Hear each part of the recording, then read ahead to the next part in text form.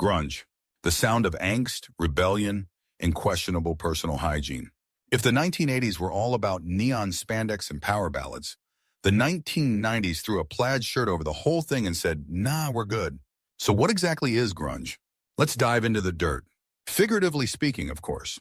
It all started in the gloomy, rainy corner of the Seattle, Washington, known for its coffee, drizzle, and now distorted guitars.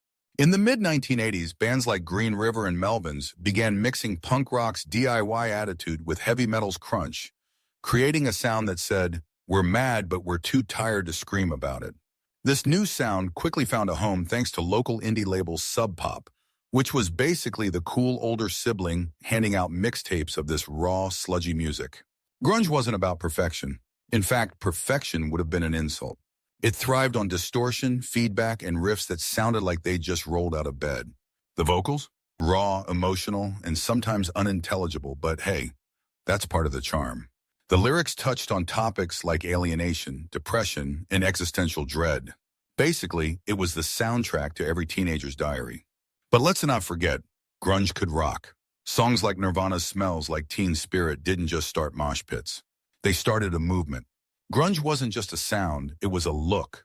And oh boy, what a look it was. Think thrift store chic, flannel shirts, ripped jeans, combat boots. It was an anti-fashion statement that accidentally became, well, fashionable. Suddenly, everyone from suburban teens to high-fashion runways was rocking the grunge aesthetic, even if their idea of rebellion was skipping curfew. Grunge gave us some absolute legends.